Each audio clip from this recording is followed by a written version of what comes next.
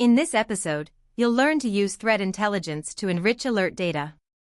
Open the Alerts tab and click an alert with a source IP address. In the Detail panel, find the Threat Intelligence section. VRadar automatically queries 3 world-leading sources: AbuseIPDB for Community Confidence Score, VirusTotal which checks across 70 antivirus engines, and AlienVault OTX which provides pulses from researchers.